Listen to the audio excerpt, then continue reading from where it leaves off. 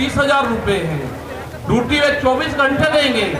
Master जो primary का teacher है उससे आधी सैलरी उनकी होगी। वे आवाज नहीं उठा सकते, उनकी आवाज को दबाया जाता है। उनका जो क्वार्टर है वो 500-600 फीट में है। उनके क्वार्टर बड़े बड़े, उनकी सैलरी भी टीचर के बराबर उनकी सैलरी हो। वे ड्यूटी देते हैं 24 घंटे। जितने भी सरकारी कर्मचारी हैं उनकी पेंशन खत्म करोगे। एमपी एमएलए की पेंशन लोगे 2-2-3 दिन। कर्मचारियों की पेंशन खत्म करोगे। आप देश में प्राइवेटाइजेशन करोगे तो रोजगार खत्म होंगे। हमारी समझ में एक बात नहीं आई, जो बड़ी बड़ी कंपनी 67,000 और 1 लाख करोड़ रुपया सरकार का लेकर भाग जाती है, उन्हीं को ही फिर बड़े बड़े संस्थाएं बेच रहे हैं। वो पैसा कहां जा रहा है? अगर पूरे हमारे संस्थाओं के रेलवे बिक्री है, रेल के 4.5 लाख कर्मचारी बेरोजगार होंगे। मैंने जो सफाई कर्मचारी है उनसे बातचीत करी, रेलवे के या किसी भी नगर पालिका के हो, 5 और 6,000 रुपए में वे सफाई कर्मचारी वाल्मीकि समाज के लोग नौकरी करेंगे यहाँ पे। अगर ठेका पड़ता होगी तो रोजगार जाएंगे। अगर प्राइवेट कंपनी के हाथ में ये कंपनी आ जाएगी, जिस तरह से रेलवे गई, 4.5 लाख कर्मचारी बेरोजगार होंगे। जो रेहड़ी पटरी के लोग अपना रोजगार चलाते थे, वे 4.5 करोड़ लोग हैं, वे बेरोजगार होंगे। बड़ी बड़ी एमेजॉन जैसी कंपनी आ रही है जो इस देश में व्यापार करेंगी, इस देश में मॉल खुलेंगे। वे हमारे मजदूर भाई कहाँ जाएंगे? ये उनकी भी लड़ाई है।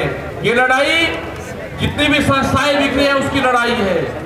और आपने आगे की और हम बात बता देना चाहते हैं। ये लड़ाई शुरू हुई 3 काले कानून से। ये लड़ाई शुरू हुई एमएसपी पे गारंटी कानून से। हमने एक ही जिले का एक डाटा भारत सरकार को दिया, यहाँ उत्तर प्रदेश के अधिकारियों को दिया, यहाँ के मुख्यमंत्री को दिया। रामपुर जिले में जो मंसूरी धान की खरीद होती है वो बिहार में पैदा होता है, उसको बेच रहा है यहाँ पे। वो पंजाब जाता है, हरियाणा जाता है। बड़े व्यापारी का धान फसलें एमएसपी पे बिकती है, किसान की 10 से और 15% बिकती है। ये आपको समझना होगा। पूर्ण रूप से फसलों के दाम नहीं तो वोट नहीं, ये नारा लगाना पड़ेगा। फसलों के दाम नहीं तो वोट नहीं। जब तक इस सरकार को वोट की चोट नहीं दोगे, ये दोनों बाहरी लोग हैं, इनको यहां से जाना होगा। अमित शाह, मोदी और योगी ये चुनाव जीत का है। ये उत्तराखंड से चुनाव जीत के प्रधानमंत्री बने, कोई ऐतराज नहीं। उत्तर प्रदेश की जमीन से जीत के गुजरात में गुंडागर्दी के दम पे आना हो, वहां पे पुलिस स्टेट है, वहां पे जीत के देश का प्रधानमंत्री बने, कोई ऐतराज नहीं है। लेकिन उत्तर प्रदेश की जमीन पे ये दंगा करवाने वाले लोग हैं, इनको यहाँ पे बर्दाश्त यहाँ की जनता नहीं करेगी।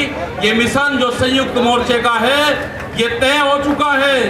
और हम वो 28 तारीख की याद आप सबको याद होगी। वो 28 तारीख की याद भी याद कर लेना। वहां पे ना मुसलमान बचना था और ना सरदार भाई बचना था और ना देश का किसानी झंडा बचना था। उस रात को देश में आंदोलन का कत्लेआम होता, उसके बाद में देश में कोई आंदोलन नहीं हो सकता था। वे 148 लोग वहां पे थे और 8,000 की पुलिस और गुंडे के तत्व पे वहां पे कब्जा करने की नीयत थी। लेकिन वे बहादुर लोग वहां पे थे जो 20 मिनट के बाद ही जो वहां से घोषणा हुई, वे 20 मिनट बहुत महत्वपूर्ण थे। जब देश की जनता साथ में खड़े हुई, जब हमने जल मांगा तो कंडेला खाप, हरियाणा पूरा हरियाणा खाप सड़कों के ऊपर था, पूरा उत्तर प्रदेश सड़कों के ऊपर था। ये इस तरह का तोड़ने का काम करेंगे, हम जोड़ने का काम करेंगे। ये सरकारें आपसे फिर वादा लेकर जाते हैं कि वहां पे अगर हमारी कब्रगाह वहां पे बढ़ेगी, हम मोर्चा नहीं छोड़ेंगे। अगर हमारे को शहीद होना पड़ेगा तो हम मोर्चे पर होएंगे, या तो जीत का आएंगे, बगैर जीतते नहीं आएंगे वापसी। ये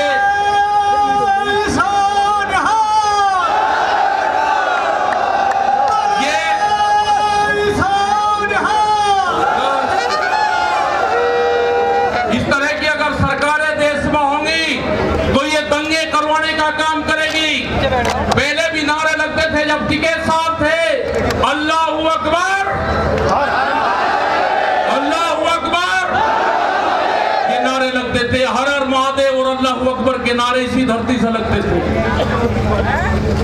ये नारे हमेशा लगते रहेंगे, ये नारे हमेशा लगते रहेंगे। दंगा यहाँ पे नहीं होगा, ये तोड़ने का काम करेंगे, हम जोड़ने का काम करेंगे। किसी गलत फहमी में मत रहना, ये देश हमारा है, ये प्रदेश हमारा है, ये जिले हमारे हैं।